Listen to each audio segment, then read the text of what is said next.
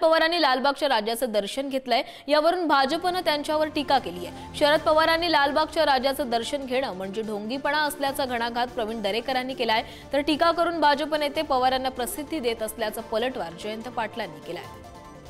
शरद पवारांनी लालबागच्या राजाचं दर्शन घेतलेलं आहे आणि यावरून प्रवीण दरेकर यांनी त्यांच्यावर टीका केली आहे। पवारांचं देवदर्शन म्हणजे ढोंगीपणा असल्याचं दरेकर म्हणाले।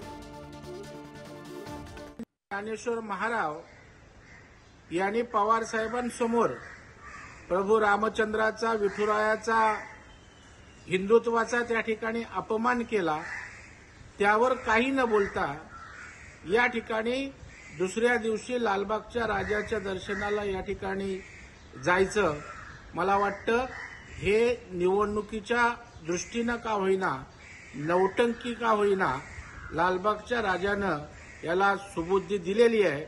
परंतु महाराष्ट्रातील जनतेला यांचं हे ढोंगी प्रेम, ह्या ढोंगी श्रद्धा निश्चितच त्या ठिकाणी समजून येतात।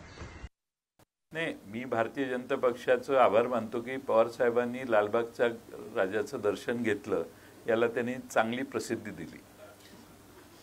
त्याच्या पलीकडे काय